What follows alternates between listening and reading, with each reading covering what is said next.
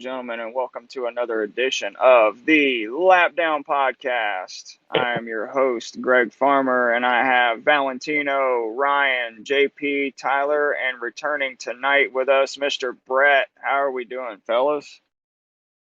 Doing That's all I well. could say. Not doing too bad. Yep.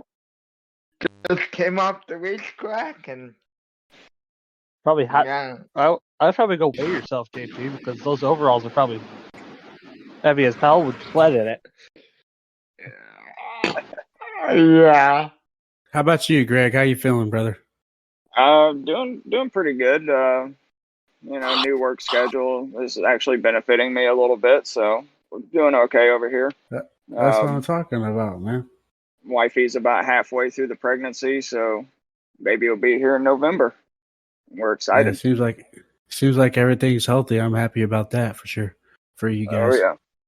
Yep.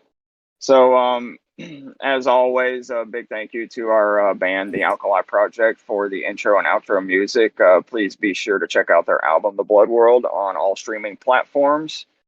So we are going to just dive right in because we have a pretty good amount of stuff to cover. Basically, all of this stuff came out today. First thing. I don't know if it's just me, but everybody seems to be cutting in and out a lot. That was you too. You're just cutting out. Yeah, so you sounded like a robot there, sir. Yeah, but you were saying we were getting into it because we had a lot to talk about it today. Yeah. So yeah. First topic, hot off the press. Noah Gregson was announced as the new driver for Front Row Motorsports today. The crew chief and number is to be determined. And he is the third Stewart-Haas driver to secure a ride for next year, leaving Ryan Preece, the only one without a ride as of now. Starting with Valentino, is Noah going to FRM a upgrade, a lateral move, or a downgrade from where he's at right now? Well, that's a great question, Greg. Well, FRM, they're good. They're good in some areas, just like Stewart-Haas's. I feel like it might be just like it's going to be a good transition for Noah Gregson. I mean, he's got some talent. He's a great driver, and I think he's going to go in there and he's going to hopefully be a contender for at least a top 16, maybe the top 8 next year. Hopefully. Then if he's in a 34 car, so he could be pretty competitive because that 34 car McDowell's been pretty fast every week. Yeah, but those Todd Gillen though. Oh. Go ahead, Ryan. Sorry.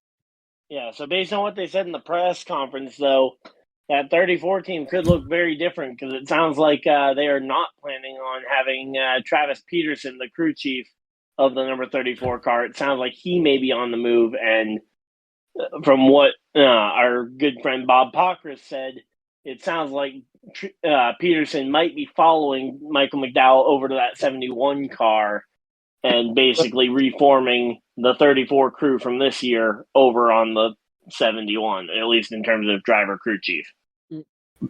Yeah, I noticed that this morning. I read that too. My thought on it is, honestly, I think it's a good move. The Front Row needs some young talent. They have young drivers, and they still have a third seat coming too. Just remember that. So 2 young drivers and under Bob. And Todd Gilliland's been racing great. Todd Gilliland's having one of his best years. And he's only been in what, third year. And he's definitely, and he's definitely the tallest Daggum driver in the Daggum NASCAR for sure. Yeah. I don't know. Good gracious. I don't know how he. No. Cindric's tall, but listen, I'm telling you, this guy's definitely taller than both of them. I've seen them all. But then you go to Kyle Larson, and he's like 5'7". Yeah. He looks like Jeff Gordon. Like 4'11". Yeah, Tyler Reddick's really short, but a great guy. Then you got Riku Avery, which is 4'6", I think. All the really good drivers are short. After we get the next two thoughts, I'll throw something out there that's been churning in the rumor mill. But Brett, what are your thoughts on Mr. Noah going over to front row? The thing that's popping into my head the most is, at the moment, they don't have the leadership aspect of a driver. Their driver lineup is done. I believe Todd's only been in the Cup Series 3 years, if I'm remembering correctly. 3 or 4 years. What? 2022 and was his Noah's rookie been year. in it 4. No, 3. So they don't have the leadership side of it. But the thing is with that third charter coming in, how competitive is that third? If he goes, because we don't know if he's going to the 34 or the 36, which are the two charters that are still open, that front row's going to run. Well, so we don't know if he's going to go. That the 36 is going to end up being that third number. I mean, we assume that that'll probably be the number, but or 26 or 26 is number 2. What I'm saying is they're going to be taking their assets. They're running 2 cars right now. They add a third car in. What is that going to run like? Is it going to run as good as the other 2, or is it going to lag behind like the 41 is at Stewart-Haas compared to the other 3? Well, I mean, if you want to look at an example of that, I mean, look at 2019 when Front Row Motorsports expanded to a third car, the number 36 car for John Hunter Nemechek during the 2020 or the 2019 season. And that car was a disaster. Exactly. The 38 car was a disaster in 2020 when John Hunter was driving it too. Well, I think it takes time to get the data to COVID and lack of preparation, but during 2019, that was an expansion car at that point. Did John Hunter win, or was it Cole Custer that won at Kentucky in 2020? I was Cole Custer. But the thing is the main thing is I feel like without that leadership, they're going to downhill, but they still do have Tier 1 Ford sponsored partnership. Tier 2. Yeah, so it could be good. Especially with Stewart-Haas going down the pecking order, that'll naturally move front row up. Yeah, but the thing is having a third charter. It could be good, it could be bad. It all depends on how front row handles their driver. You're getting rid of a veteran driver who has a lot of experience at a lot of tracks, so he knows a lot about what the car needs. And with Michael McDowell. So that's the only thing I can think of. Travis Peters leaves as well. They're losing a good crew chief as well. Crew chief, yes. Then that's a big deal. I mean, but I hope the best for them, man. I think they're going to be all right. Obviously Noah Gragson has some talent though. So yeah, to me, there's too many variables to be 100% sure. Going, hey, they're going to be they're going to be one of the good teams, but they could also downgrade in the same way with that third charter. Like Spire is. Spires was good a little bit. Like they were better than what they're running now. But they added that third charter. They ran themselves thin. And now they're running towards the back of the field 90% of the time. I would disagree with that on one front. Carson Hocevar has been well above average. I know, but you still got to think, like Corey LaJoie. He was, a couple of years back, he was fighting for wins at Atlanta and other tracks that are in his wheelhouse. Now, he's not running as well. I'd almost say... I think he's up there, but he gets himself caught up in some mess most of the time. I don't know if he's just driving too hard or what it is. He has the equipment. I don't know if he has the equipment to win, but he has the equipment to get up there at least the top 10. The expansion is what's kind of pushing me away from them being the best that they can be. That's my problem. Yeah, I feel that for sure.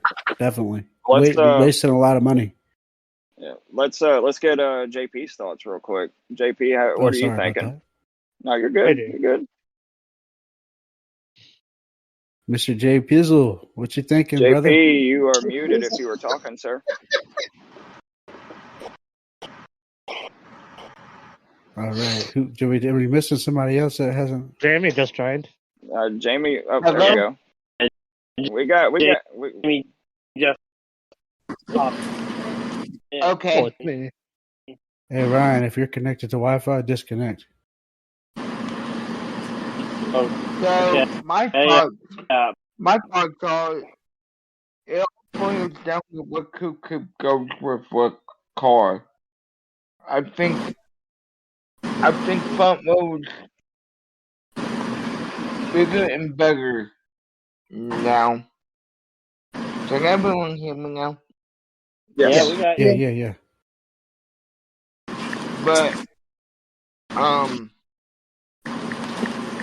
But yeah, I just feel like it's going to boil down to what could go where. Is what pairings go where, and I think front rows got the talent, but The thing I would argue about that though is that over the last 4 years, the 34s had 3 different crew chiefs, and the performance, for the most part, hasn't really varied much at all. Now, obviously, you could factor in changing out a driver like Mike McDowell for a driver like Noah Gragson would change it, and put more emphasis on the crew chief. But whichever crew chief has been in that system changed the game a ton. Since Michael McDowell started running the 34, the car has been a top 10 car week in and week out. Yeah, for sure. Yeah, but until 2020 and 2021, I don't think there was really a ton of. I mean, those first 2 years there in 2018 and 2019. Chris Buescher was there in 2018. Irrelevant wait, the rest. Buescher was. I don't think. Chris Buescher was. He was in 2017. McDowell came over in 2018 when Casey Kane took the 95 for that year. Yep. Yeah, because the 95 was still a Chevy that year. Yep. I don't think anybody could have won the Daytona 500 in the 34 other than McDowell. Yeah. David Reagan came one restart away from doing it several years ago in the. No, that was back when he was in Roush equipment. Never mind. Yeah, definitely. That was 2011. Yeah, he won it in 2011, didn't he? Because it was 1-2. No, he won the summer race. In 2011. Driver won the Daytona 500 that year. Yeah, your David Reagan won in the 34 car at Talladega. I want to say that was 2013. 2016? 2013. Yeah, because 2013. Because they went 1-2. No, he was running the 36. He ran the 36.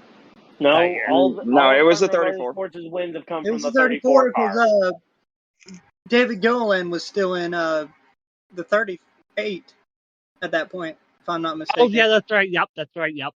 Yeah, every Front Row Motorsports win has come with the number 34 on the side door. Yep. But got a late edition here. We are talking about Noah Gragson making the move over to Front Row Motorsports. Would you like to share your thoughts on that? Well, I don't know what all has been talked about with it, but I would say I'm pleasantly surprised for Gragson, at least. As I stated in the past couple of weeks, I didn't quite know for sure if Gragson was going to be able to find a ride, just given the sensitivity training and everything like that he had to go through. So congrats to him. However, it kind of makes me wonder, like, what is it about Michael McDowell that Front Row Motorsports did not like? It makes me wonder, did they just want to hit the big reset button when it comes to youthful drivers, just like most teams are starting to trend to do? Or is there they were worried about something behind the scenes where they just don't really see McDowell leading the team? I'm curious if it's a thing. Sorry.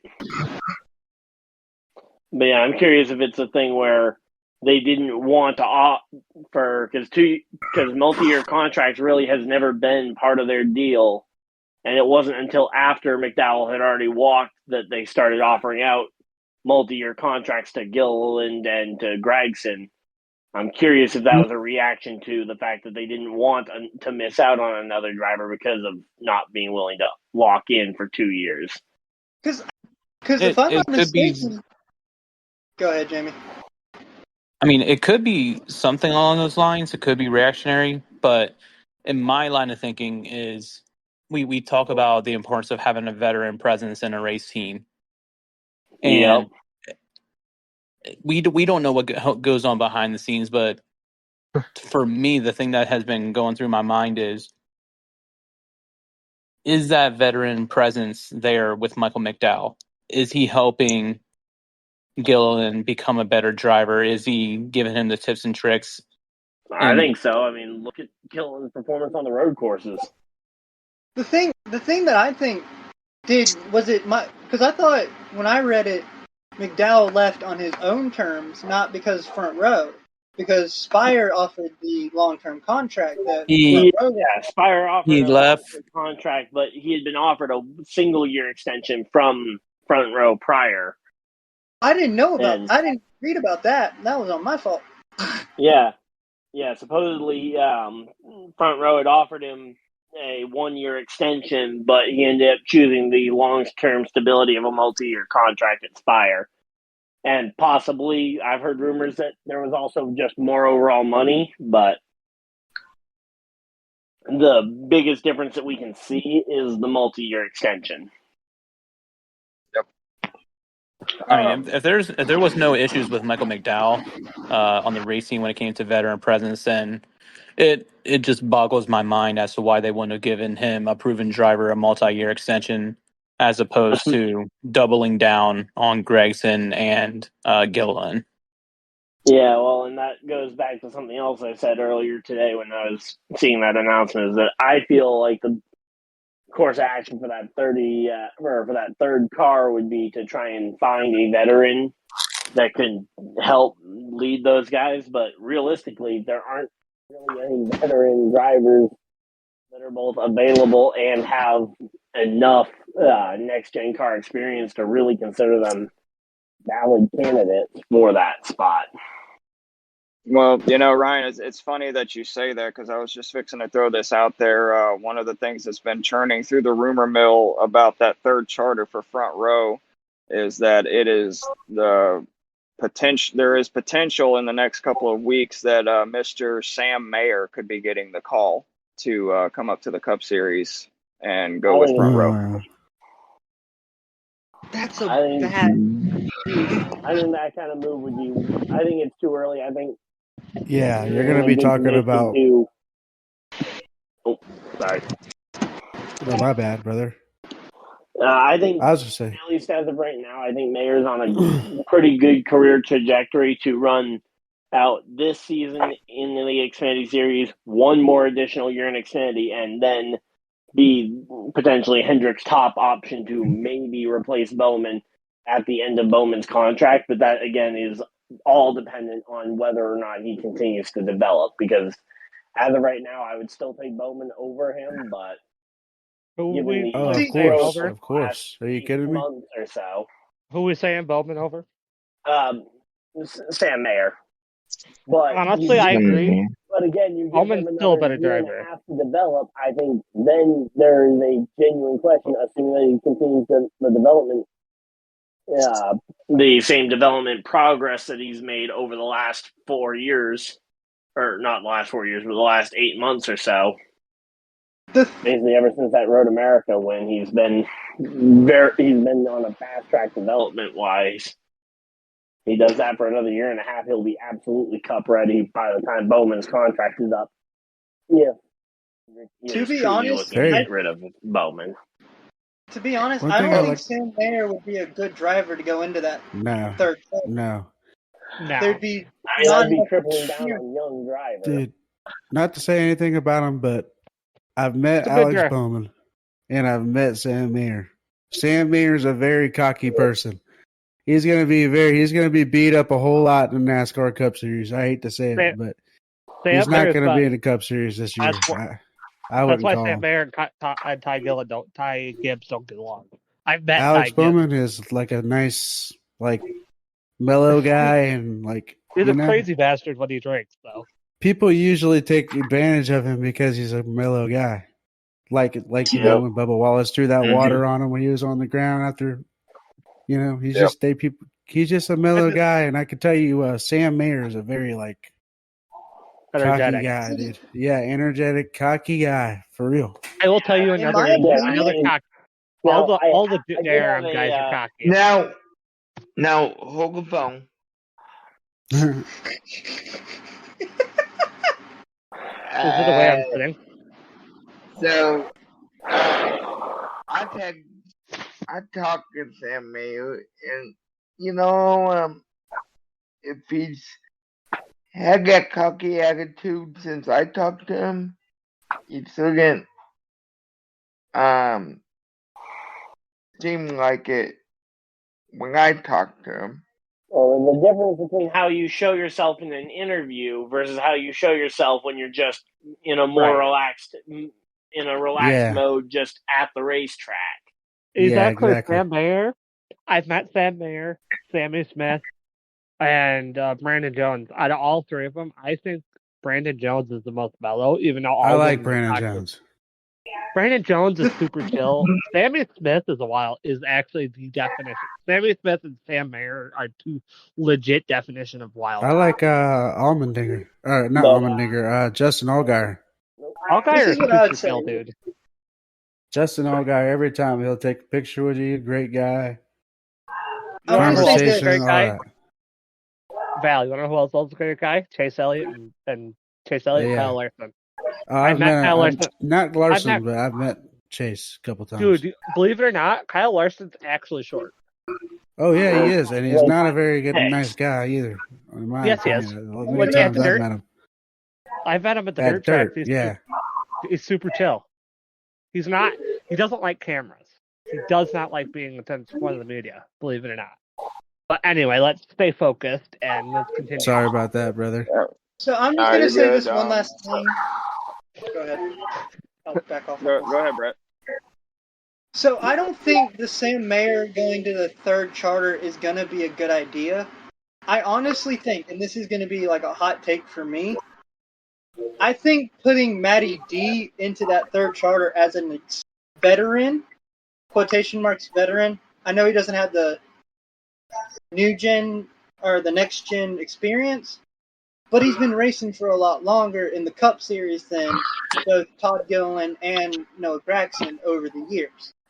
Right. Give Sam. Here's where I would counterpoint that though. But the Benedetto, has he shown that he has what it takes to be in a decent ride though? That's my thing. I mean, he did okay. Matt as a placeholder so they can get that third car to be better and better and better. I mean, I agree, but either him or Priest would be good.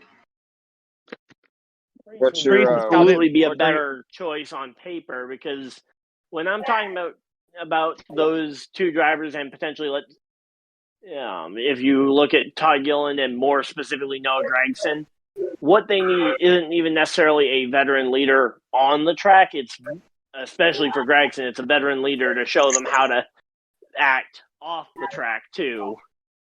I low-key think Benedetto is not the person I want to have my drivers looking up to as their role model.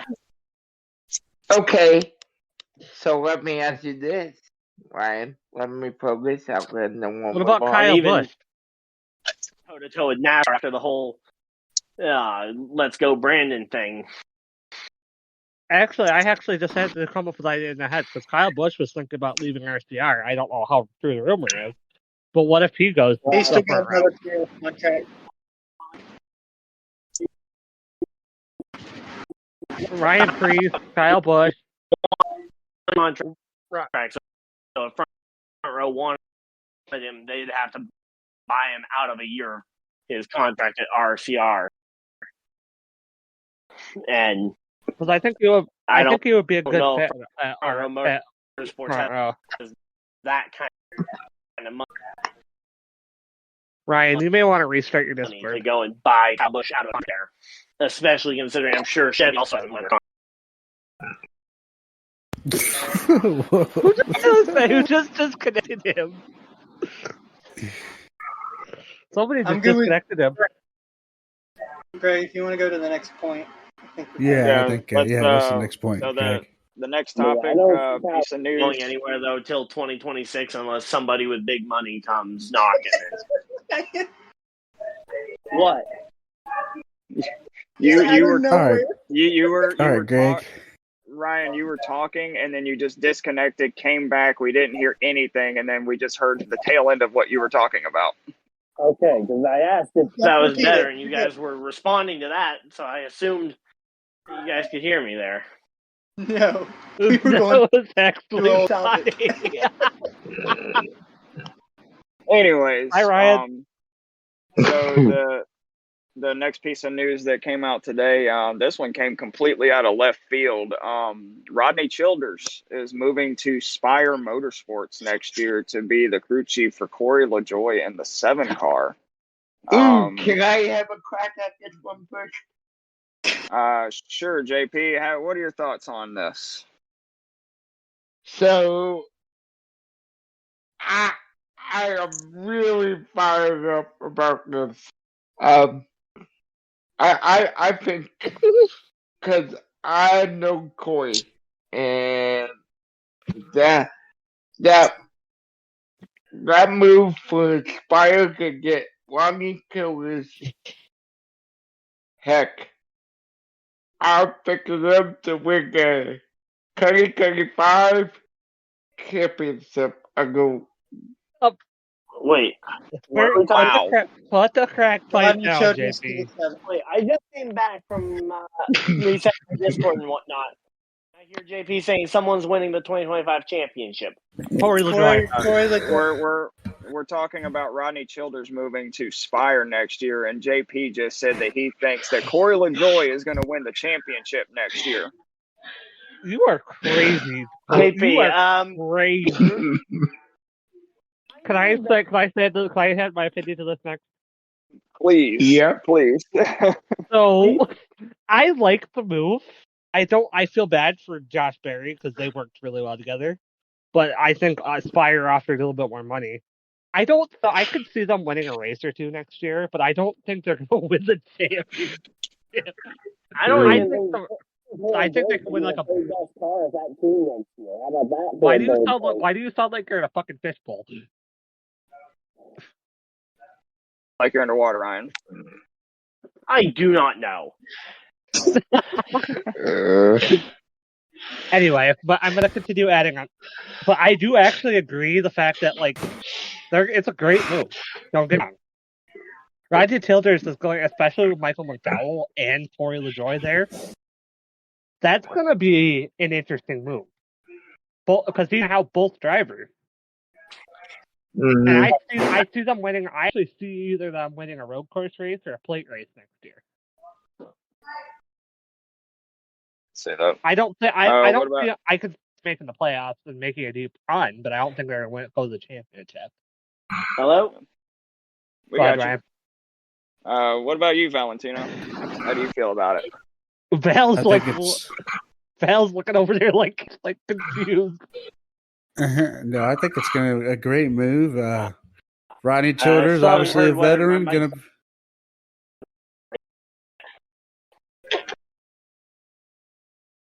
Rodney Childers, obviously a veteran, going over to Corey LaJoie's car. It's going to be, I think, a great move for him, and just to get him, make him a better driver all around. I think Corey LaJoie has a great opportunity to just step up as a driver and just show who he really is, and next year, just he has all the setups and all the stuff he needs for Rodney. But just remember, but Rodney, I didn't think about this, but Rodney hasn't worked with Chevrolet in almost 10 years. Yeah, since Harvick was in the 4, right? 2016. The last time, Rodney since Harvick was in a Chevy. My apologies. Was the first year he was at Ford, so 2016 was when he was last in a Chevy. Yep, 2014 to 2016 he worked with Chevy. and then he's been working with Ford ever since. So he's going back. I don't think he has data, so that's going to be a problem. Go ahead, Ryan. But going back to what I was saying before, you guys started saying that it sounded like a fishbowl. I actually could very reasonably see Corey LaJoie is the third best car at that team next year, even with the addition of Rodney Childers. Really? Yeah. I agree. Like, he's not gonna I don't think it's gonna be a major improvement right away. Well, let's assume it's a chemistry. Well, yeah, and looking at the rumors and stuff that, let's say Michael McDowell does get his current crew chief Travis Peterson to follow him to that 71 car at Spire. That could very well propel that 71 car up the grid, and Carson Hocevar with his current setup is already ahead of Corey LaJoie by like 5-6 positions in the overall point standings, even after the point penalty he was assessed for the dump at what was it, Charlotte? Nashville. Oh, at Nashville. Yeah. Where he went and dumped him. Even after that point penalty, he's still 5 points positions higher in the points over between Hocevar and LaJoie. So you put those two, plus the fact that, again, McDowell with his current crew chief, boosting that 71 up, I could realistically see a world where Corey LaJoie is the third best car. Yep. Jamie, how do you feel? There could boosting rising time.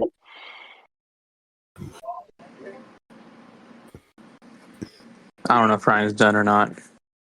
Yeah, I'm done. Okay. Go ahead, Jamie. One thing that I think, obviously landing Rodney Childers is going to be a big improvement when it comes to the progression of Spire.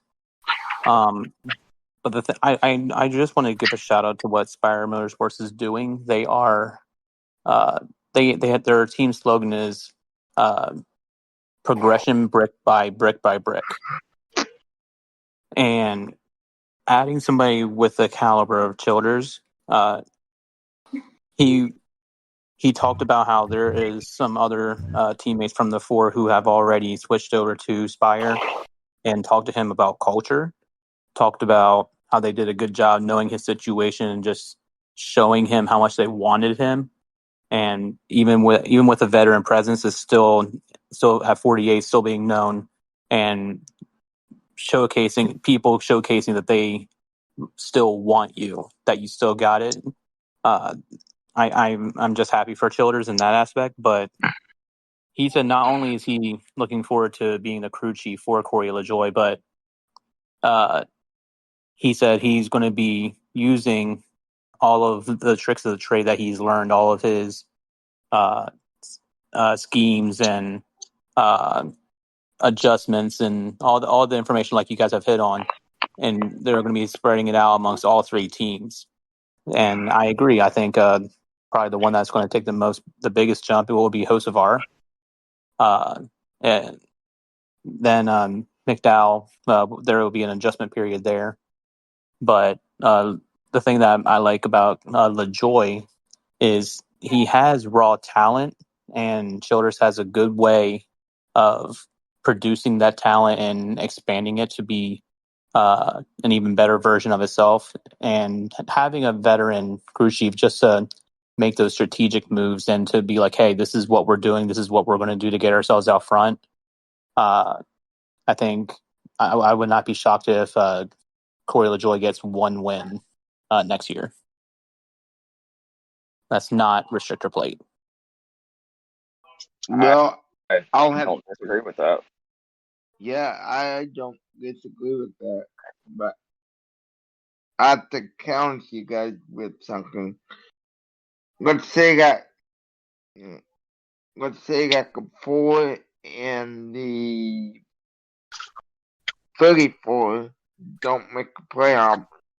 Do you think we see a sudden crew chief change so that Killers can get used to to Corey, and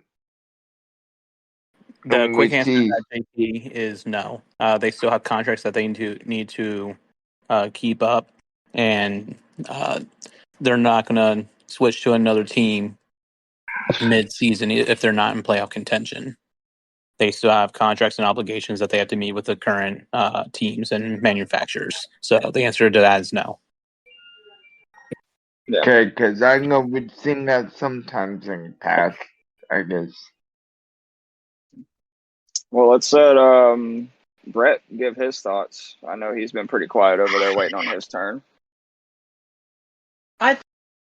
Beginning of the season, there's going to be growing pains between Childress and. I see them butting heads. Yeah, all right. but I actually agree with Jamie on the whole one win, not at a restrictor plate, not at a super speedway type racetrack. The Joy has his experiences at certain tracks, but with that Childress coming in, I would say more like the second going of a certain race or something, where they've had the experience of running together and stuff like that, that they would be able to. Oh, hi. The hell? They'd be able to figure it out and get that done. But I feel like it's not going to be a championship one, but at least a playoff berth. Maybe an exit of the round 16, but nothing more than that. What are you laughing at, Tyler? Oh, me and Valor being stupid. So you guys are just being yourselves? Got it. All right, and Greg, so what is your opinion on it? Do what? We're being idiots. What's your opinion on the Childress, the Joy thing? I pretty much 100% agree with everything that Jamie said.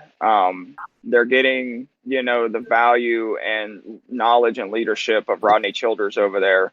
So not only do I think it's going to help propel LaJoy, I think it's going to help propel that organization as a whole, because they're going to be bouncing information off of one another. And if you really think about it, Childers is going to be kind of like the veteran leader over there. So everyone is going to be going to him for advice.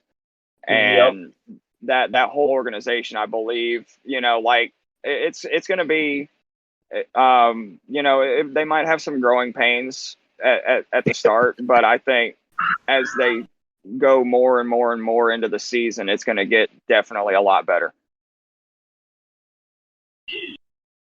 I couldn't agree with you more than that one. I 100% agree. I feel like I'm the last one. I'm sorry. But the last piece of news to come out today before we jump into the recap of the race weekend is Bubba Wallace was fined $50,000 today for his post-race contact with Alex Bowman at the end of the street course race at Chicago. Now, I mean, you guys saw the video from onward and from the actual track cameras. The pretty significant, but even Bowman advocated that he didn't necessarily want Bubba to be penalized because he said he kind of deserved it for what happened between him and Bubba earlier in the race. But I'm going to hop on my soapbox for one quick second. If they're gonna, I don't disagree with the penalty, but why are they not fining Chase Elliott for the same exact thing that he did it to Daniel Suarez on the cool down lap right as Bubba was doing it to Bowman? Well, I will say, because I did actually watch that clip after seeing the penalty, and Elliott's was more of a swerve in front of him and brake check him versus door slamming him side to side. Still, both definitely intentional, and I still think that there probably should have been a penalty, but I can at least see the difference there where someone's getting in front of somebody and braking potentially just to try and make the corner as an excuse to get around it, even though it's pretty clear that it was on the cool down.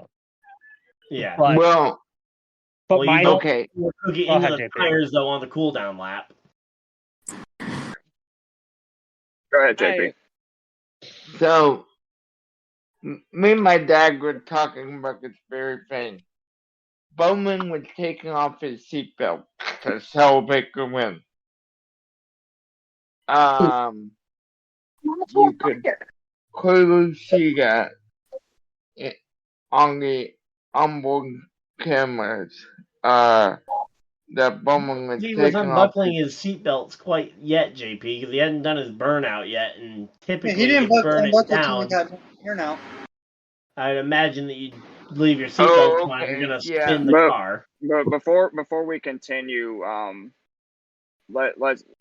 I mean, I watched like the last few minutes of the race because I was working and stuff. If you go back and watch, what I think NASCAR found egregious about that whole thing was that Bowman had his window net down and he was right up against the wall, and he had his arm kind of out the window, kind of waving to the fans right when Bubba hit him. So that could have been like a freak thing where like Bowman's arm was completely out the window and then Bubba door slammed him and inadvertently crushed his arm between the car and the wall. So I think the penalty comes from a safety aspect, but I don't know. But go ahead and continue, JP. I would my dad hates Bubba, and those influences with Bubba, we saw one of them get suspended when he took out Kyle Larson. So that was under green, so that was different. Green. Yeah, that was a right hook under green flag conditions. That's a totally different precedent right there. The thing that the precedent, I think, would be the thing that kind of throws me to it's not the right call. This thing about, I can't remember, I know it was at Martinsville, but I can't remember what year it was. 2017. Or are you talking about the Denny Hamlin Bowman thing? That's exactly what I was about to say. 2021. Denny was doing his celebration. It was the same kind of deal. Bowman came over with frustration and basically shoved Denny while he was still in the car in his celebration. No. What's the difference? The other way around. Denny was the one that was interrupting Bowman's celebration. Yeah, Bowman won that race. And they ended up doing dueling burnouts, essentially. Yeah, the thing is, did Denny get a penalty for his? No. Bubba literally, that's the thing I'm saying is, they're not consistent with their calls when it becomes one guy celebrating and one guy showing his displeasure. That's where my argument. I actually kind of agree with that. Now you think about it, like he's inconsistent. They should have penalized that, but I mean that was 20. I mean, I was calling for a penalty back when it happened on that one too. And even Bowman, I don't think it should have been a major penalty, but I think it should have been a penalty. I thought it pretty much should have been because, again, he was repeatedly going and driving his car at another car that was trying to do burnouts right in front of the fans and basically depriving the fans of one of the big things that a lot of fans go to the racetrack for, which is that burnout at the end. The thing is, for me, that's kind of their where drivers celebrate in front of the fans. Is I understand where NASCAR is coming from with the Bowman arm thing. But the same thing is Denny did it to him at Martinsville. No, I would say that potentially you look at the fact that was, 3 years ago? Mm-hmm. I don't know if there's been any major changes in terms of who's making those kinds of calls. It very well could be that they changed a lot of the officiating to officiating and officials getting involved in making calls like that than there were 2-3 years ago. It's a lot of higher ups making the calls now. I've seen. You could also throw in a few years ago at Charlotte when Keselowski was getting into fights with everybody, and he ran into the back of Matt Kenseth, and Kenseth had his window net down and his seatbelts undone, and it resulted in them getting into a brawl in between the haulers. I don't recall any penalties coming from that either. Yeah, or I remember that. Matt Kenseth straight up fucking tackled him. But there's another example of this as well. No, that was tackled. Sorry, Ryan. But think about it like this, man. Go ahead. Sorry. I'll shut up. If you want another road course example, I mean, look at how MTJ completely clobbered the back out of Jimmy Johnson's car at the Roval the first year of that on the cool-down lap. And think about it like this, another one. I thought that was the last lap. No, that was after the because Jimmy wheel hopped coming through the final corner, spinning himself and Truex out, coming through the final corner to the checkers for the win, and then into the heartburn turn is where Truex clobbered him. But there's one other point I'm going to make, and then I'm going to shut up for the time being. Think about this one. What about the, it's going to go back with Bowman.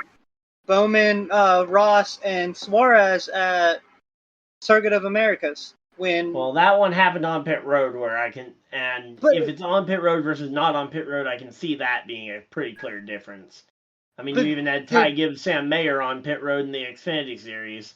Oh, but what I'm saying was there for that. That one did warrant a penalty. Same thing with the Suarez one warranted a penalty. Suarez hit, I think he hit Bowman before he got into pit road, but there's still all those officials. It was his first contact was before they had actually gotten to pit road, but he hit him another 2-3 times as they were pulling their way down onto the pits. But the point I'm making is it's more dangerous what Suarez did than what that Bubba resulted did. in a penalty, though, if I'm not mistaken. Suarez got a penalty. It did. Yeah. Oh, I thought okay, I'll shut up. I thought he didn't get one. Yeah, that's what I was going to say. No, you're good. No, you're good. Yeah, I can understand those ones being different because of obviously it being on pit road versus not on pit road. Personally, there's been many instances. Well, then, if Bubba gets a penalty for him bumping Bowman, then every single car that bumped Bowman while he was doing his lap should be just as much because they hit him not as hard, but they still hit him. Well, but then you look at some of those people doing that as a celebratory, I mean, we do it in NASCAR. I know, obviously, it's a big difference, but, I mean, drivers do that. Remember, was it after the Chase Elliott win at the Glen, how many drivers came up beside him and potentially either tapped the side of his car or waved out the side of the car to him? This is my point. Where is the line between this is okay and not okay? The way I would like to see them draw the line going forward. Now, obviously, previous precedent doesn't help, but if they're looking at this as the moment to start setting the line, I'd like to see the line be drawn at using your car as an actual weapon to try and, Bubba wasn't trying to congratulate Bowman there, unlike the rest of those drivers who were giving small little taps. To me, I think Bubba deserved the penalty. There's too many variables that could be misconstrued in a different way. Then again, I think maybe he was on a strike system and he is already on your second strike, and he just continuously doing some crazy stuff like this. Yeah, but I mean, think about this: Elliott was suspended last year for hooking Denny Hamlin at Charlotte. So if you're talking about people on warning systems, Elliott should be on just as much of a warning as Bubba. Oh yeah, for sure. But Chase Elliott don't really get himself. Chase Elliott don't really get himself into too many situations though. But Bubba Wallace has got himself in a fight with last year for Kyle Larson. Obviously, but that's a solo situation. How many times does Bubba Wallace get in a situation with somebody?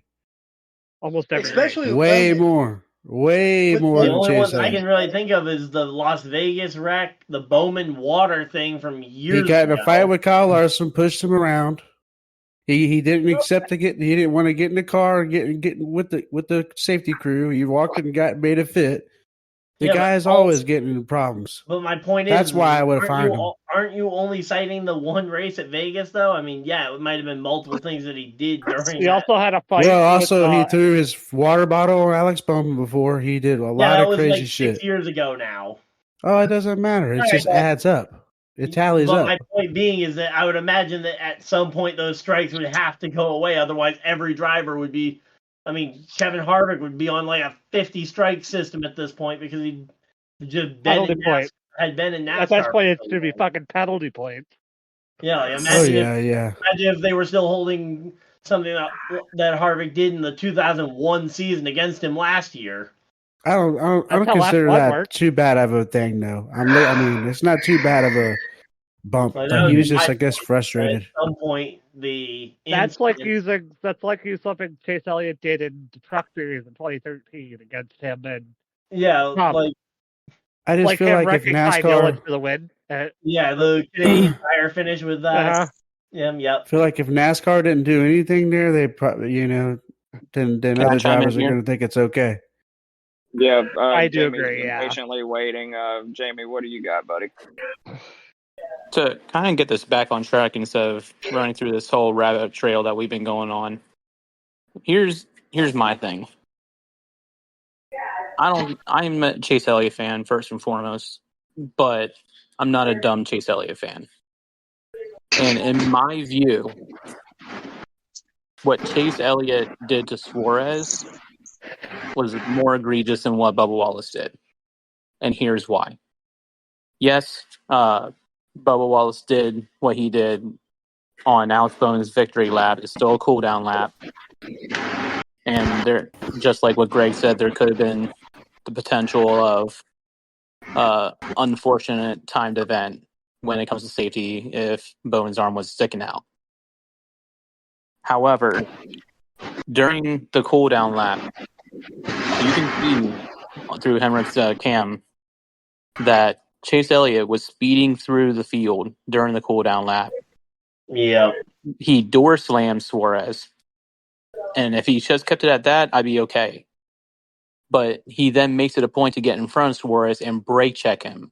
Okay, I didn't see him door slam him on the replay. Oh, I saw he definitely door slammed him. Okay. He definitely door slammed him. I haven't seen none of that. I did. I watched the video earlier today. Can I finish? Go ahead, sorry, David. The main difference as to why I feel like Bubba Wallace is getting this penalty, which I think is completely unfair, is because his event was aired on TV. Chase Elliott's event was not on TV. Only those who was watching Hemrick's camera would have seen that. Or if you were at that part of the track when it happened. And let's be real. Did Suarez take him out? How many of us take him out? Before or after? Before.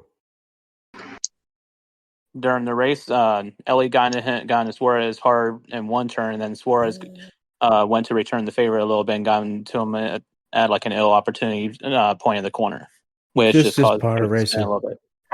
Yeah, of course, it's just racing. It was just a racing ordeal, but for Chase to react the way he did, I feel like it's more egregious because that's two separate attempts of trying to show displeasure and potentially ruin not only his car but Suarez's car at that point in time.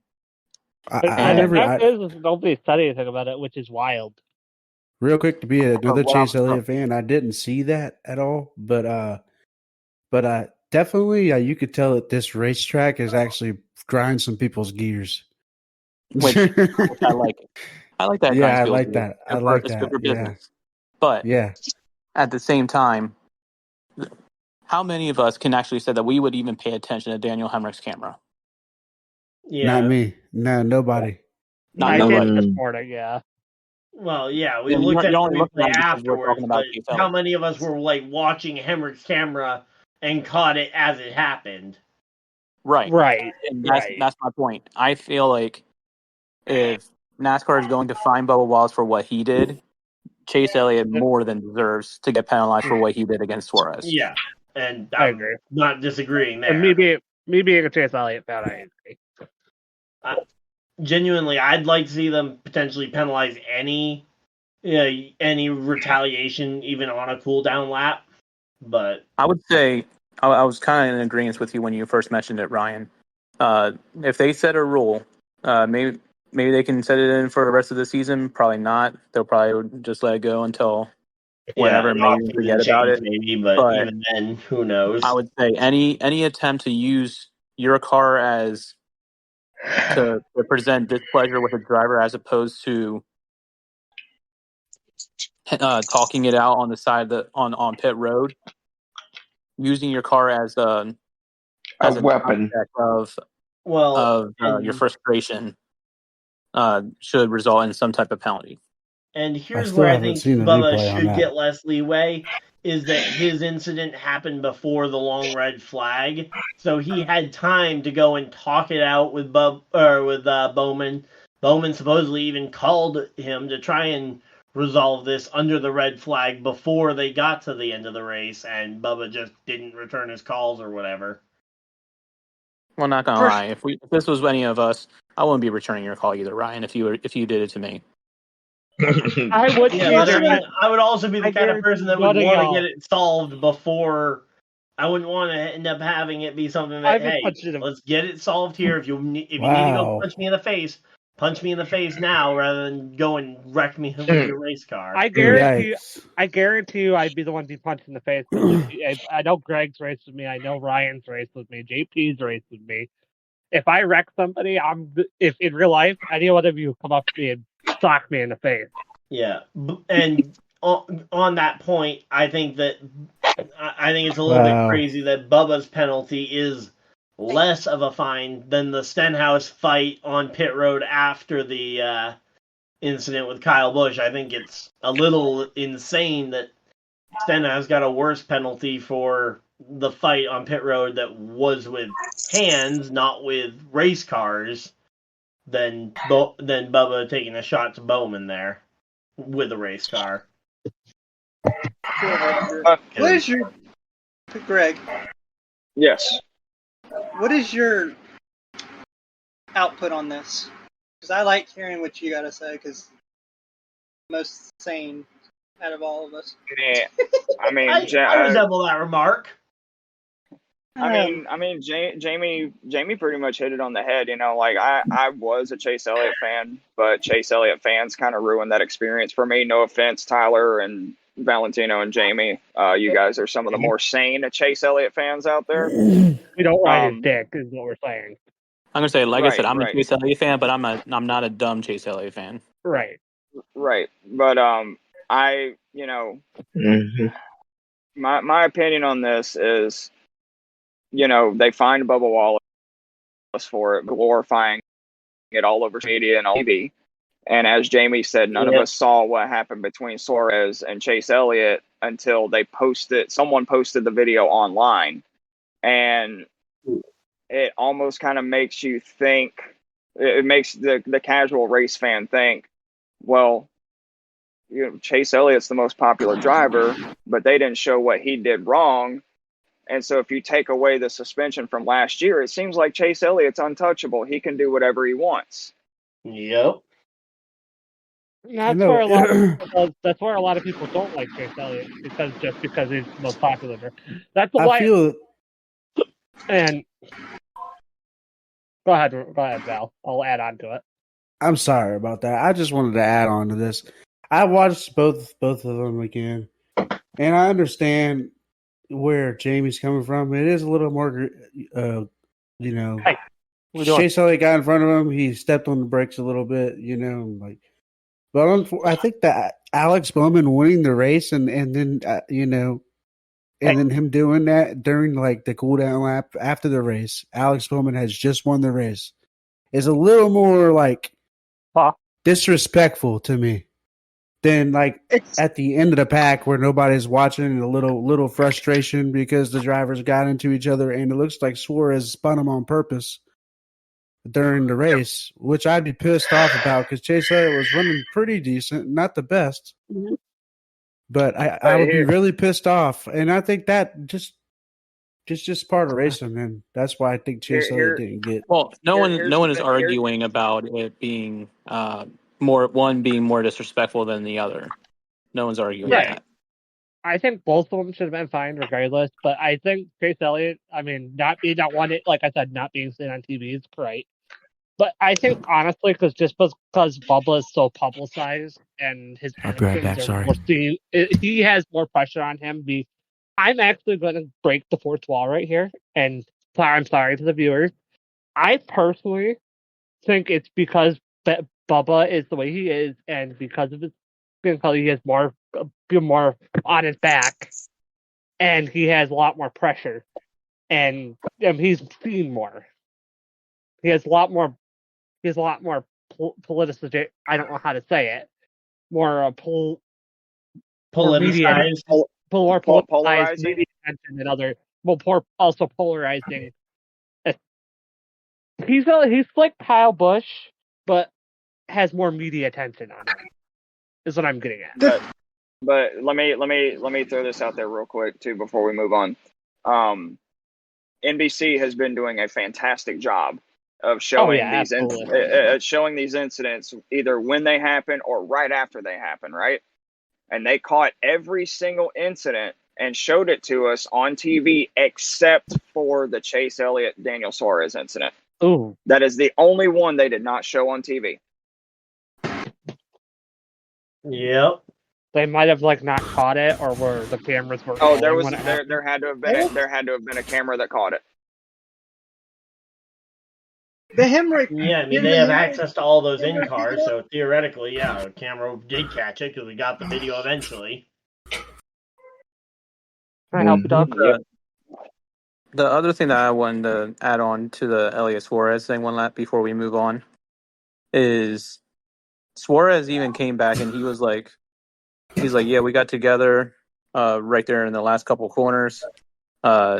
He said he, referencing Chase, pushed me a little bit and then I pushed him back without my intention. I ended up hitting him pretty good in that last corner. That was my bad on that. So it's like Suarez acknowledged that he overdid it a little bit, but I don't want it to get misconstrued when we're talking about the action. Right. And it's a simple actions of using your car as a weapon, using your car as a tool to show your displeasure with other drivers, and can potentially not only cost companies more money with now having to fix damaged race cars, but you could also inadvertently, in Nolan's case, hurt somebody really bad, especially if they're not expecting it. I mean, and that's where I draw the line with NASCAR, and that's why they should issue penalties when drivers use their vehicles to show displeasure with other drivers, as opposed to waiting until they're on pit road, cars are parked, and get out. I don't care if you swing fists. By all means, swing fists. I want to see. Yeah, that's where I feel like just going back to the whole Stenhouse penalty. There is no reason that Stenhouse penalty. I want to see some aggravation harsher than a penalty assist. For I want to see drivers pushing each other. I wouldn't mind seeing some fisticuffs, and that was for an all-star. I don't want to see. Yeah, exactly. I don't want to see cars just intentionally wrecking other cars because they're heated in the moment. I mean, remember back to what happened with Kurt Busch and how his career ended off of a hit that didn't look super severe. Now, obviously, that was a single car spin, but it just goes to show that these impacts in this next-gen car, even a seemingly small hit, can be somewhat large. They did fix that, but it's still not quite there yet. Well, yeah, and they've fixed it, but it still isn't a gentle car to crash. Although, when you find a car that is gentle to crash, let me know. I've been in a car accident. It's not pleasant. Yeah, watching Larson, and I was actually last thing before we move on. I know I could also count it in a recap. Actually, so Shane Van Gisbergen and Kyle Larson's wreck were the two hardest wrecks of the day. Kyle Larson's wreck had almost 100 Gs. And Shane Van Gisbergen was well over 60, 70 Gs. And those were just... One was obviously that was with the tire barrier, and that was just a slide slap. Shane's was a slide slap to the concrete barrier. Yep. So just imagine if they were going. Just imagine if I'm just adding on to that. Yep. Yeah. Let's go ahead and jump into the recap of the weekend. It was a pretty eventful weekend.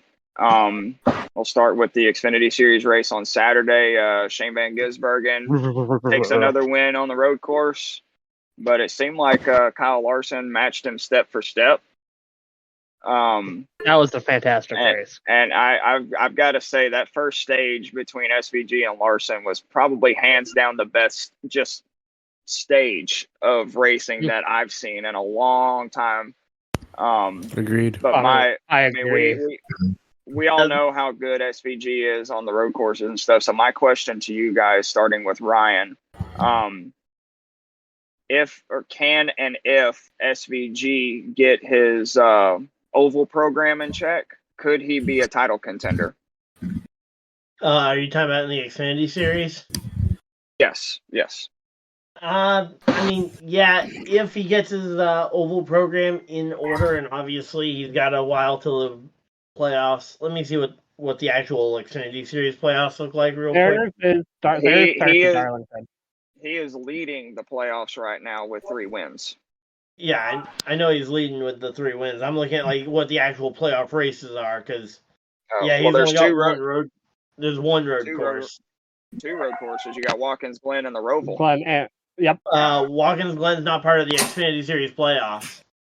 Oh wow, I thought it was. Xfinity Series playoffs start after Bristol, so Kansas, Talladega, Charlotte for round of 12, and then round of 8 is Vegas, Homestead, Martinsville, and then championship Fort Phoenix. Remember, the Xfinity Series only has 12 drivers in the playoffs, so they've got one less round of races. Yeah. I thought Watkins Glen was part of their playoffs this year. Yeah, no, Watkins Glen is part of the Cup Series playoffs. It's part of the round of 16. Yep. Anywho, back to SVG. What do you think, Ryan? Do you think he might be a title contender if he can get it in order? I think it's possible. The thing that would concern me is just how different some of the ovals that are in the playoffs are compared to the ones that we're used to. Like, you've got, obviously, Talladega is its own beast. You got Kansas, which really is not very much like any other mile and a half other than Vegas, which has already come and gone your chance to prep there.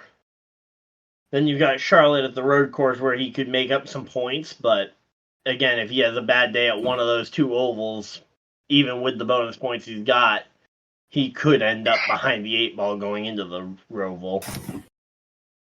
And then looking at those 3 ovals after that, you've got, again, 3 very different, very challenging ovals in Vegas, Homestead, and Martinsville. Vegas is a little bit tighter than Kansas. That's why it's a lot harder because it has a lot less room to work. Yeah, but in general, though, looking at those ones, though, I think it would be extremely tough, especially looking at the fact that nobody at that at the colleague racing team seems to have the ovals figured out. Especially not this year. Like, I know Allmendinger in the past has had good runs on the ovals, but this year that team seems to be entirely road course or bust. Yeah. AJ's been good at AJ's been good at like Daytona and stuff like that in the Xfinity. Yeah, the plate races, I mean, they've been okay at, but at like the traditional ovals. But if you think about it, Allmendinger had a top 10 at Vegas earlier this year, so that's not bad. But if you think about it, won some money.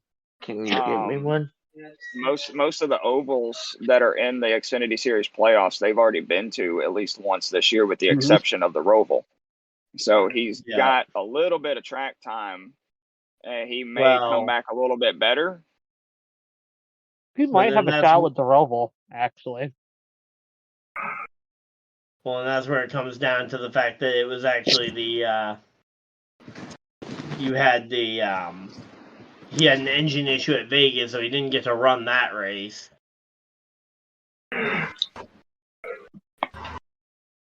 And they haven't run Kansas at all. Yeah, they only run Kansas one time. Talladega, he finished. Yeah, he finished 22nd, and all 3 of their drivers were outside the top 15 at Talladega that day. I thought Talladega was only once a year for Xfinity. No, Xfinity's twice a year now. The spring race this year, and then they also have the playoff race. Are you guys? Oh yeah, they do. Yeah, they do. Brett, what about? What are your thoughts, Brett? So I haven't been following the Xfinity Series closely, because normally I'm at work when the Xfinity Series goes. But with his background in being road courses, I feel like the Roval, he's going to do good at. But these oval tracks, he's got a lot more people to contend with that are good at ovals. Allgaier, basically JRM, Haas. He's got so many different teams that are good at the ovals. JGR. That he's going to be kind of pushed on. It's going to be a question. He did have an 11th at Martinsville. That's actually not too bad. 11's not too bad, but he'd have to do better than that. Yeah, especially where that's in the round of 8. The question is how well he can run against those teams. Because, in my opinion, Paul is not as good as they were last year. I mean, he has to face like Justin Allgaier, Cole Custer, Austin Hill. Also got to think about. I mean, his average finish on ovals looks to be about 15th or so, which you also got to think about. Not bad, but I would question if it's good enough to even make it out of the round of 12, barring again a potential win at the Roval. With Joe Gibbs' All-Star car as well, because you don't know if that's going to run or not. Because that's going to be a contender as well. So he's got. As far as running for the Owners' Championship, it won't be in the Drivers' Championship, though, obviously. But you got to think about it like this. Shane Van Gisbergen's good at the road courses. Nobody can attest to get against that. Oh, no. Yeah, no. On the ovals, he's got, I have to say, at least 15, 16 cars that are better than he is at ovals. That's going to cause more issues for him than benefits, is my main argument. I say he's around, I say he makes it as around a 12, but does not make it to the championship 4. Yeah. I can see him make him run the 8. I can see that. But I don't see him making it out of that. 8. I think a lot of the hope that he can make it out of that round of 12, though, is a lot. It's going to be make or break as to. Yeah, he can't have a bad day at Charlotte. That's the biggest thing. Yeah. That's the only road course he's never raced at. Yeah. Now, you went through the playoff schedule. Is the Roval in the round of 12 or the round of 8? It's the last race in the round of 12. Oh, okay. I was going to say, if it's the round of 8 and he wins, he's in the championship 4. Yeah, it's part of that round of 12. It's Kansas, Dega, and then the Charlotte Road Course first 3 races. That's an insane round, right? That's an insane round. Right Cup Series is running the exact same round. That's also the Cup Series round of 12 as well. Have a great race at Kansas. Have a phenomenal race at freaking Dega. It's going to be a fantastic race at Dega. Yep. Then you have Roval. JP, how do you feel?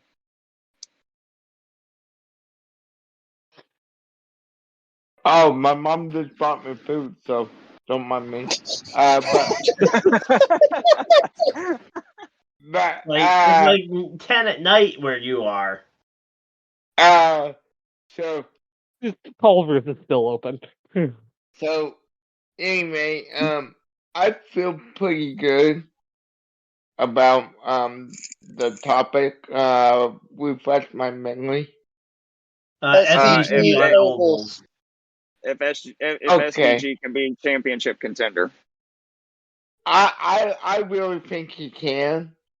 Because the guy might get on fire here.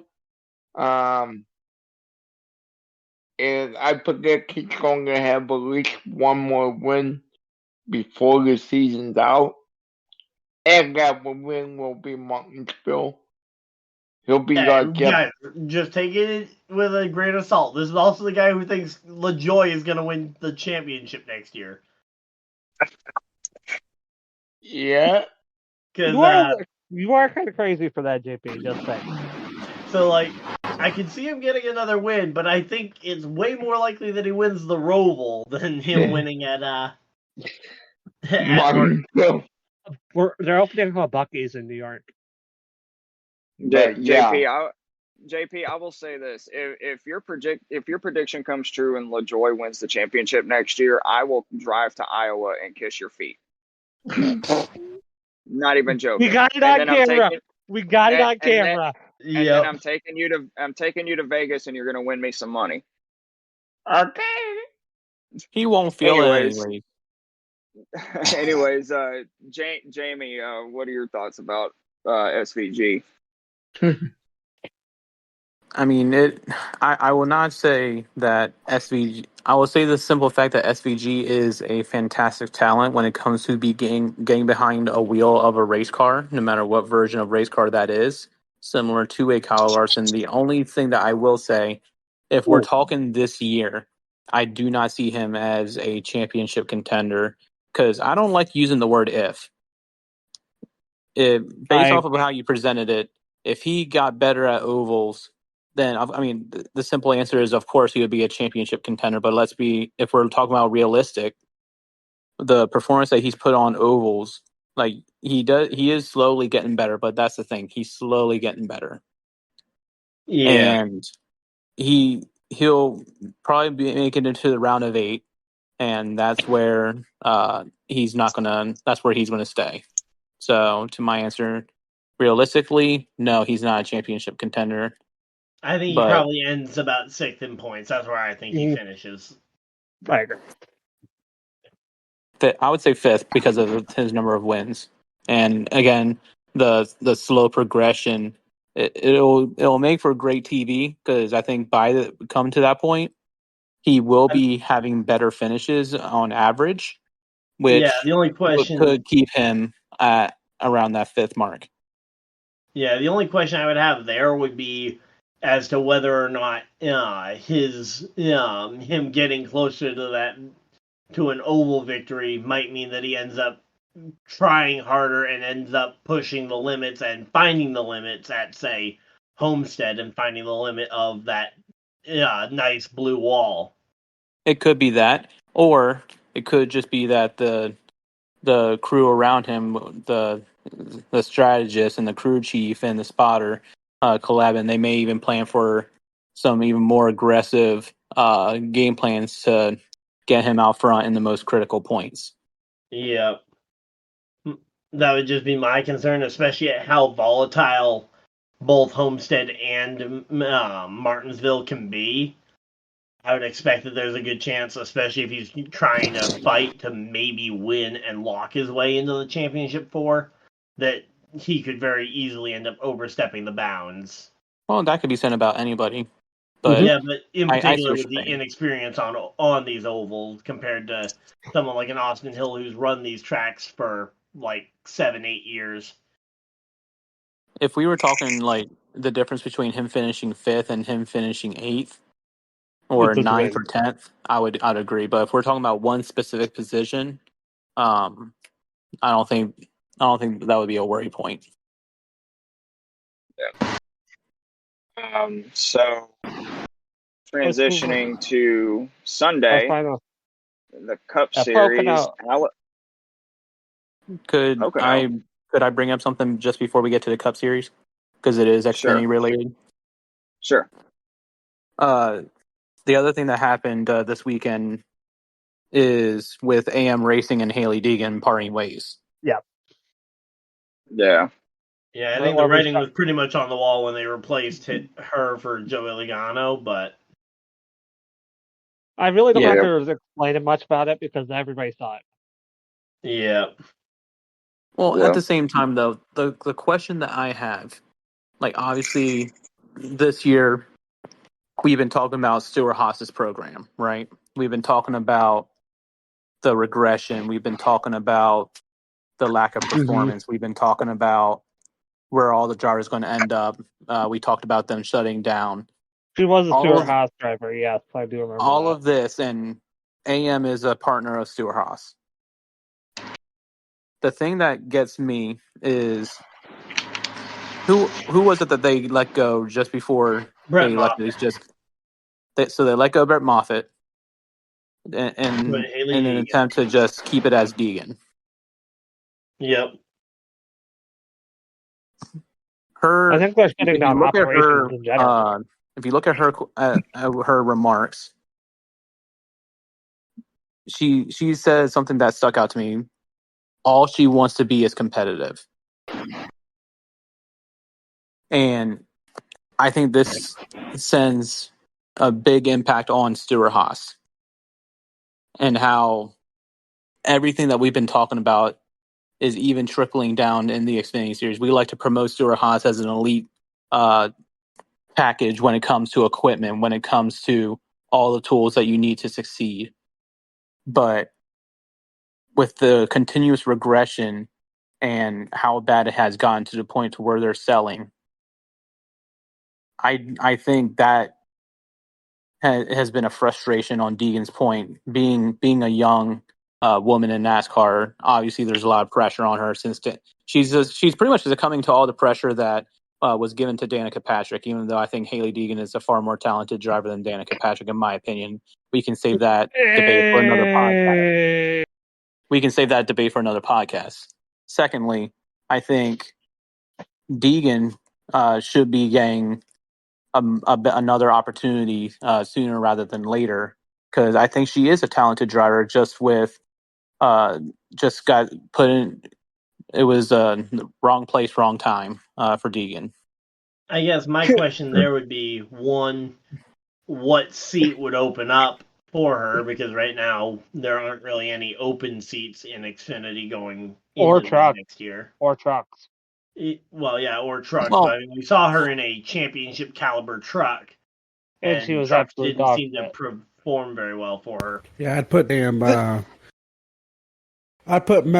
DiBenedetto back in the car before I put her back in our truck. The thing that I would to answer your question though, Ryan, when it comes to what's important to NASCAR, Bubba Wallace, the reason why he's such a polarizing figure is he is important to NASCAR because of diversity.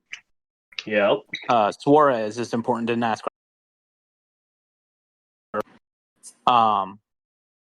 Deegan, I assume, is important to NASCAR because she is a more prominent woman in the sport. Yeah.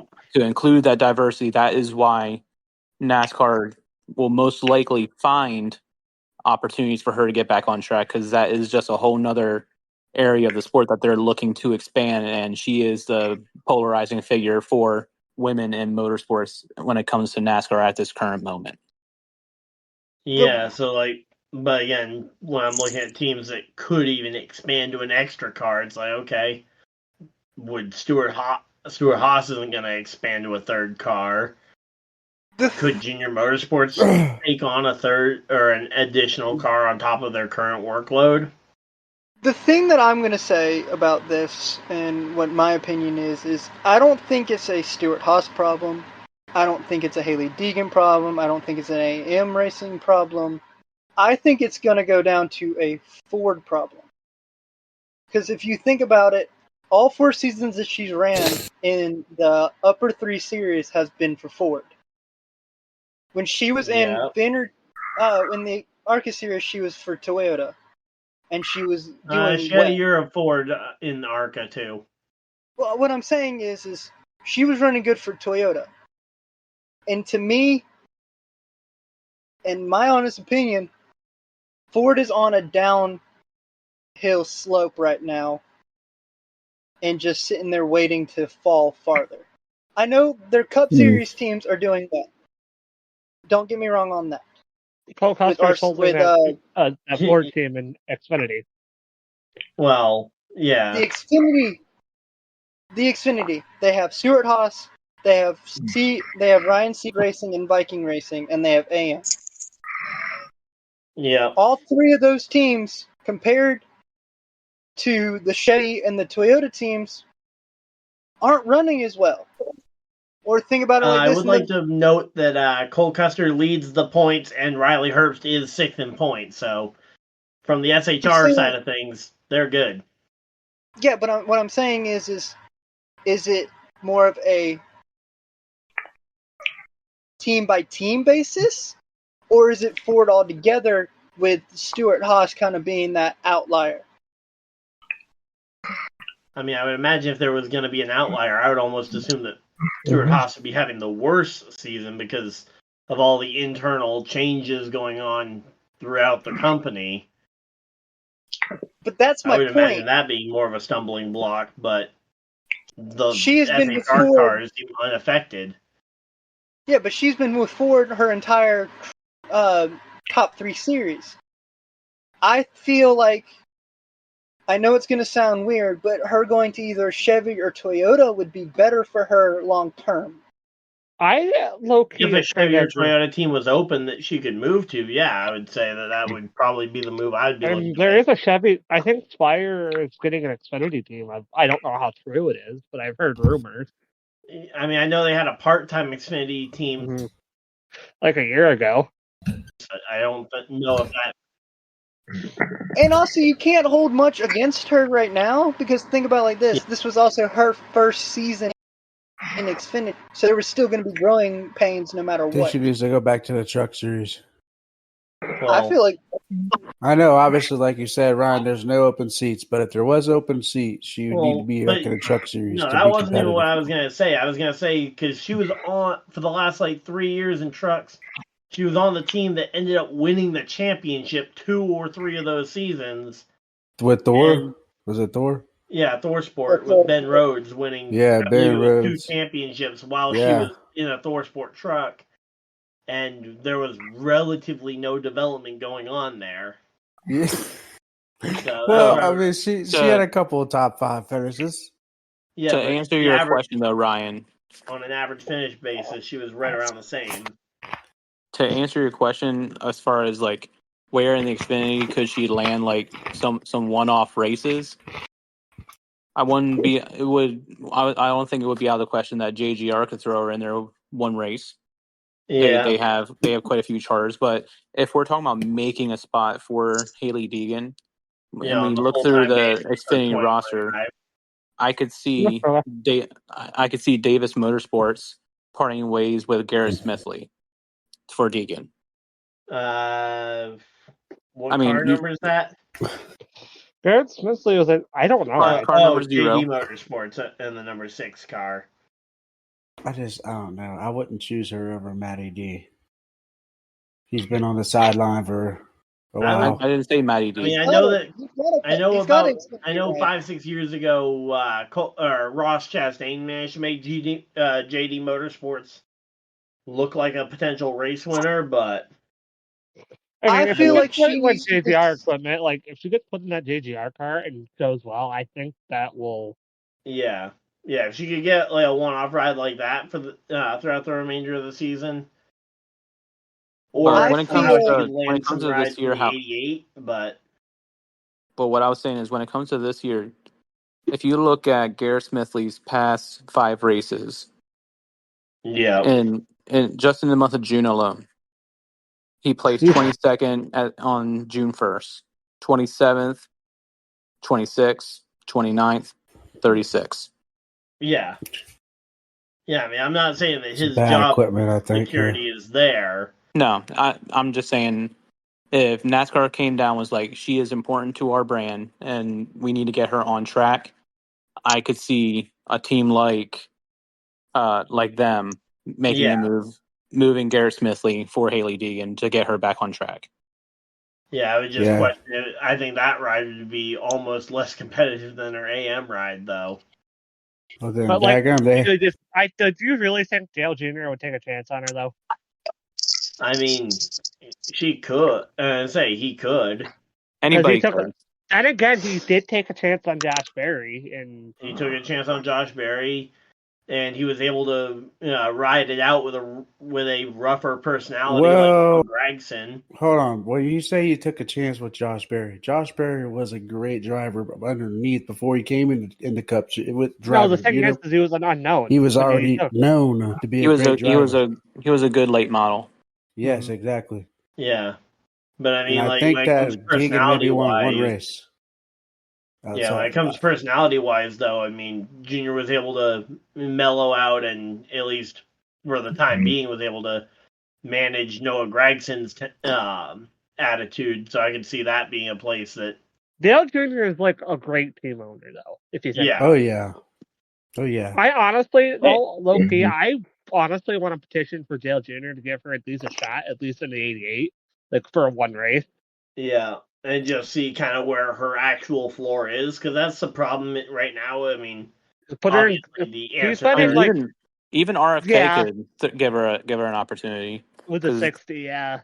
Yeah. Because the 60 and Xfinity, they still have that car.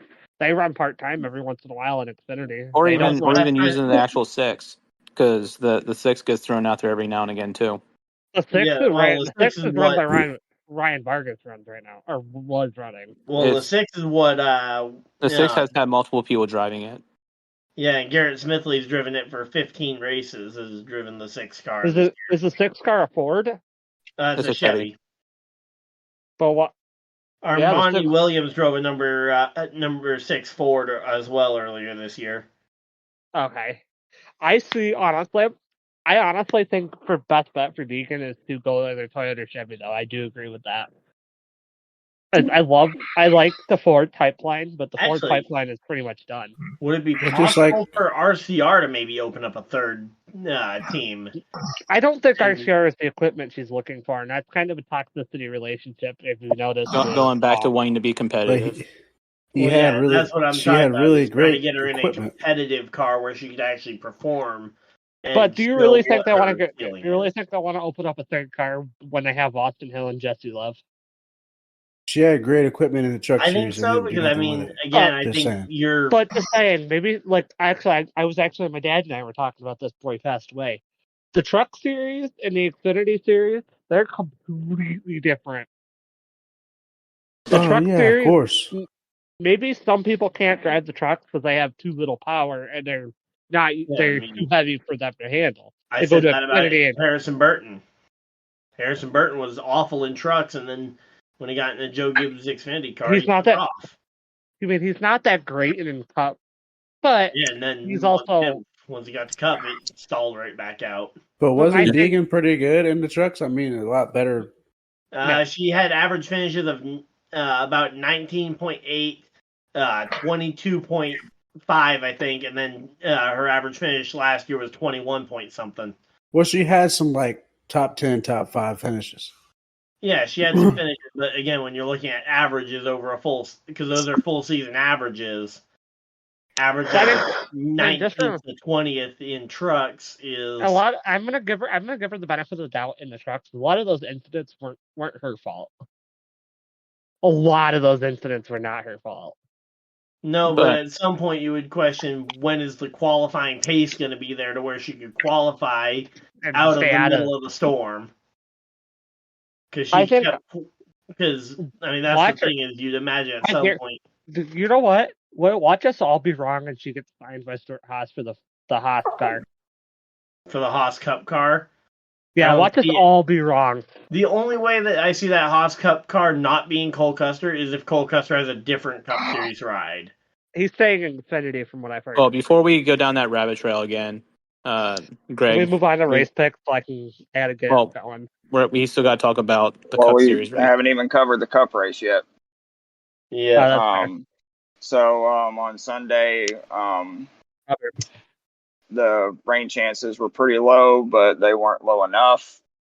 And after the top 2 contenders got knocked out of the race in SVG and Kyle Larson, Alex Bowman stayed out on strategy, stayed on the wet tires, and outdueled Joey Hand and held off Tyler Reddick to notch his first Cup Series win since Las Vegas 2022. So that means all 4 Hendrick cars have now won this year and are in the playoffs, and I am quite happy to see the 48 back in victory lane, if I'm being biased myself. You're allowed to. But a couple of big topics coming out of that race. One, NASCAR actually put the strategy back in the team's hands on whether they wanted to stay on the wets or go back to the dry tires.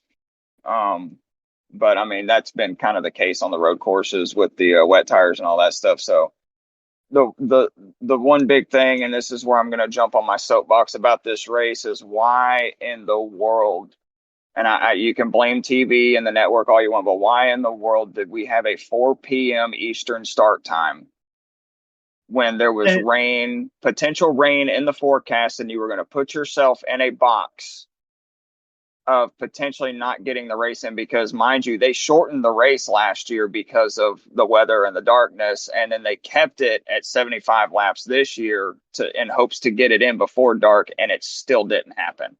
Why can we not go back to the 1 p.m. start times?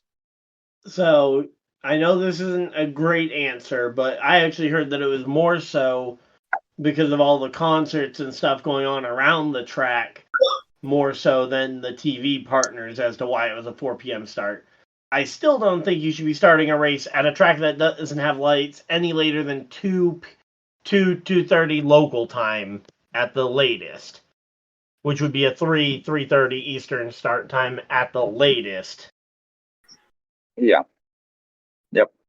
Valentino, what about you, buddy?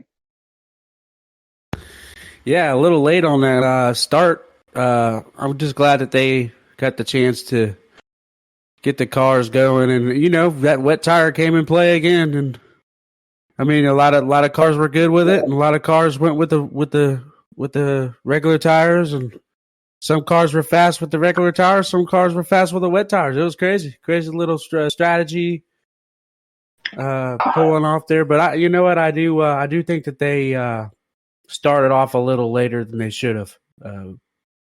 Obviously, rain was in the forecast all day. It was the latest cup start that's intended to be a day race of any race this year.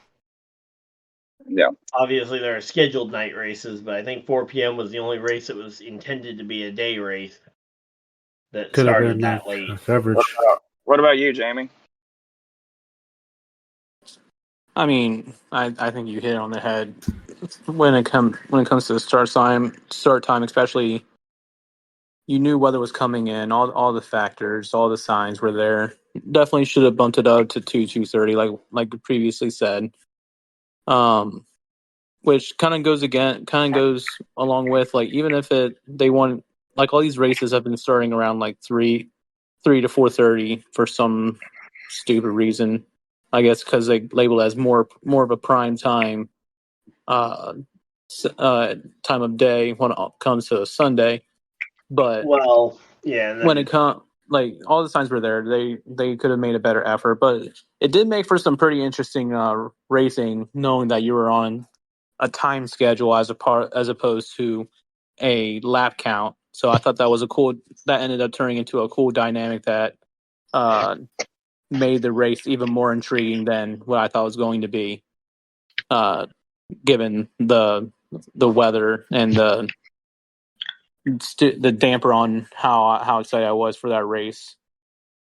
Mm-hmm. I was a little disappointed that they didn't keep the clock on screen the whole time, so half the time we were questioning, like, okay, yeah, we see the lap count, like 30 laps to go, but we know we don't have 30 minutes of daylight left, so how much time? I knew I wasn't the only one. I knew I wasn't the only one thinking that. I ended up during one of the points where they had the thing on screen, I actually synced up a timer on my phone so I could sync that up to have the timer going. Yeah, it was like IMSA style, have it up the top instead of the time. Yeah, and I mean, I can understand trying to keep the laps up there so that if by some miracle we did get to the scheduled lap count before the darkness got there, even though I think it wasn't that was a fantasy. It was not the darkness; it was the noise ordeal. Well, it's both. I mean, it was also going to be too dark to keep racing past there anyway. What are your thoughts on the late start time? Oh yeah, I'm with Greg on the late state. I didn't catch what he said there. Who were you at? Brett, you still there? Yeah, I'm here. I didn't hear you say my name. It cut out on me. My bad. What are your thoughts on the late start time and how the race got cut short for the second year in a row?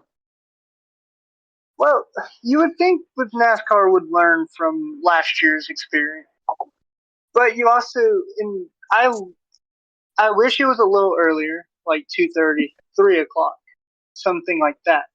But you also got to think about it like this: they did it the way they did it, because think about it like this: which one would have been more entertaining, the clock or the laps? I know they didn't get to the exact ending, but that clock added a different aspect to the race.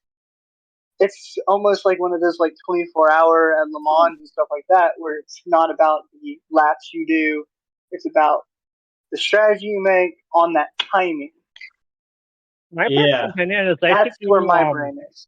Actually, I have an idea. Actually, that would thinking about for road courses, you should do instead of lap count, do like on a time, like 2 hours or 3 hours. I mean, that'd be okay, but I feel like then it would almost feel like a completely different series when we go to the road courses, and especially in the playoffs. Yeah. Yeah. It just to me it added an entertainment aspect this year. Yeah. What about you, JP? So I actually have a stipulation. I think that NASCAR, they need to learn from this mistake and basically not make it again. I mean, sure, the time frame was cool, but I would rather saw 75 laps of straight bumper to bumper racing. And when they said no green light checkered, Granted, with the amount of rain that was coming down, you weren't going to really get too much real racing going on. I mean, yeah. Racing in that rain was almost like trying to box while wearing roller skates. Yeah, so I guess that's my opinion. Is I wish they would have got those 75 laps in, but what's done is done. I will say, going forward, I'd like to see them implement this time thing as the daylight backup versus the cutting the lap count short, like what they did in New Hampshire a couple years ago. I think that would have made it feel a lot more fair to the teams because they could know that the clock was running essentially in the background the whole time, but they could still have raced to the lap count as well. That was one thing NASCAR did this weekend that I actually liked is before the race even started, they told them hey, here's the cutoff time. Yeah, if we get to this, that's it. Yeah. So they told them way ahead of time that this is what's going to happen. And that's also why there wasn't green white checkers available, was because they were out of time on the track. They couldn't keep racing. Yeah. One more question before we get into our final topic. One by one here. We all saw there at the end, Reddick was definitely catching Bowman on the dry tires. And had he not hit the wall in turn 4 and killed his momentum, he was going to catch Bowman. But my question to you, my question to you guys, with as aggressive as Bowman was driving, well, especially when he passed Joey Hand and all that stuff, do you think Reddick could have passed him? No. Flat out, no. Wow. Bowman will play defensive. JP. Bowman would have played more defense than Joey Hand, but I question because I think Reddick. I would think Reddick would have gotten there quick enough that he would have had enough time to give him a couple of shots and then potentially send him into one of the corners, especially with how easy it had been to basically give a small tap and into the wet you go. Yeah. I'm just glad that the racing gods worked in us Bowman fans' favors this time around. Yep. For you and Scotty, who was in my chat yesterday, and he's in my chat all the time asking me, and trying to explain to me how Alex Bowman is going to win this race. And it's I don't see a way Bowman wins the race at Iowa. Yeah. So they're racing at Pocono this weekend, the Tricky Triangle. Yep. And before we get into our race picks, it is now time for Jamie's trivia. What do you got for us tonight, Jamie? And mind you, Jamie, before you ask the question. Jamie will ask the question, and then we will give our answers one by one. Take it away, Jamie. All right.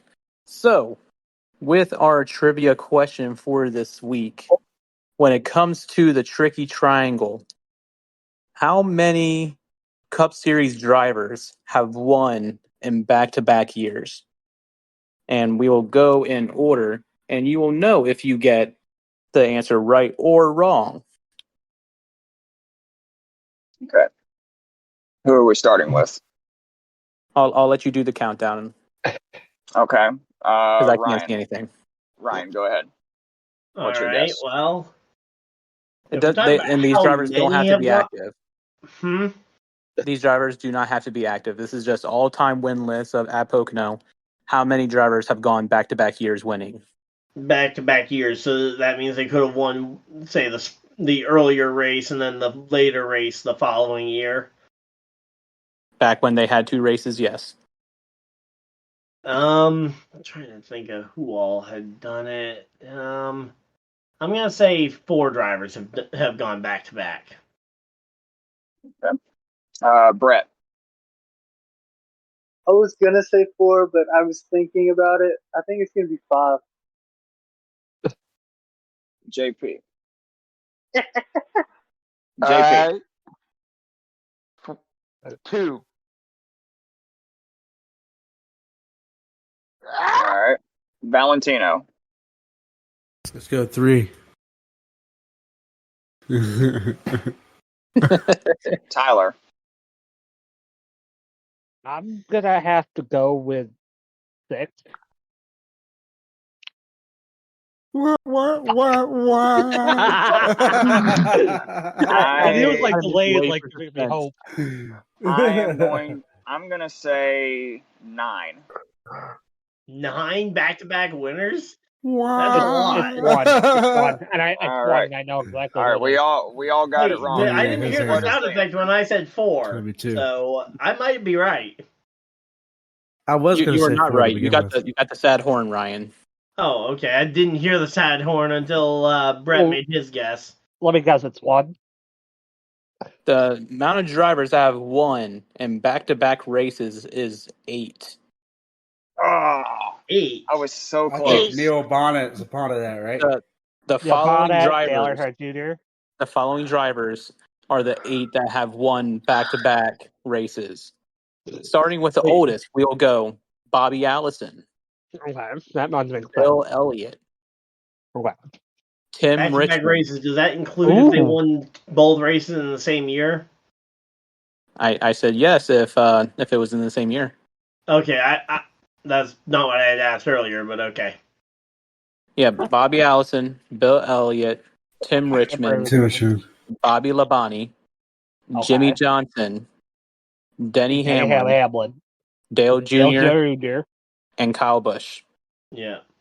Oh, okay. I thought the question was that had won races at Pocono in back-to-back years, so they won, like, for example, at least one race in 2006 and a race in 2007 at Pocono. Well, when you asked that question, I said if they race at that track back when it had 2 races, then yes, it would include those wins. They had 2 races up to 2019, just remember. Yeah. No, 2021, my bad. 2021, my bad. Yeah. All right, so we are going to go into our race picks now. If you can see my camera, I have the wheel of randomness pulled up. Nope. And Yeah, let's see who gets the first pick. It is going to be Valentino.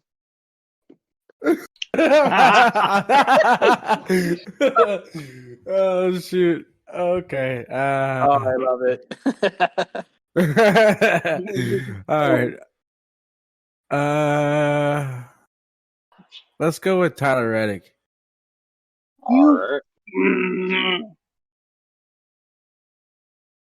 All right. Next spin of the wheel will be Tyler. Ooh, I'm going Kyle Larson. All right. Good pick. Next pick goes to Brett. I'm gonna go with Blaney. Okay. All right, that's a solid pick. All right. Well, I think. Next pick Blaney, or not Blaney, is going to be myself, and I am taking Dennis the Menace. That was gonna be my. That was the guy I wanted to pick if I got the first overall pick. So I was going to do air horn. And the reason for that, when I was looking at my question for a Pocono, Denny Hamlin is the only driver to have done it twice. Oh, wow. Oh, yeah, when 2006 and 2011, I believe. Next pick. He also won last year. Aero package is not very pass. Next pick goes to Ryan. All right, finally, I'm not last. Let's go. Of course, I get to pick right after the guy I wanted to pick got taken, so give me a minute.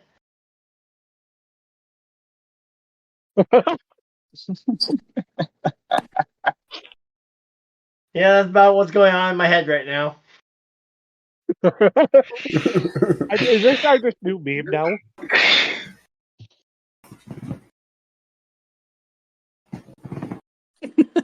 I'll take MTJ. All right. Martin Truex, Mother Junior. Because I know Truex has won at this track before, back in 2018. Yeah. And second to last pick goes to JP. All right. Ready to go ahead. Michael, the man, my down. I mean, hey, I'll take that. If he wins, I'll be happy for you, JP, but I do not see that happening. And the final pick on the wheel spin is going to be Jamie. I am going with Christopher Bell. Seatbelt. I consider Bell. 1, 2, 3 JGR drivers picked. And 100 driver. If you notice that. Wait, only 100 driver got taken? Yeah, Larson. Okay, I thought for sure somebody was going to take Elliott. Honestly, I'm surprised Bell didn't. All right, well, that is going to do it for this week's episode. As always, a big thanks to our sponsors, Fanatics, Century PC, Sleeves, Duke Cannon, W Energy, Bulletproof Coffee, and Fubo TV. Thank you for sponsoring this podcast. Be sure to click the links in our podcast description. But for now, I am Greg. I am Greg, and for Ryan, Brett, JP, Jamie, Valentino, and Tyler, this has been the Lap Down, and we will see you guys after Pocono. Deuces. Deuces.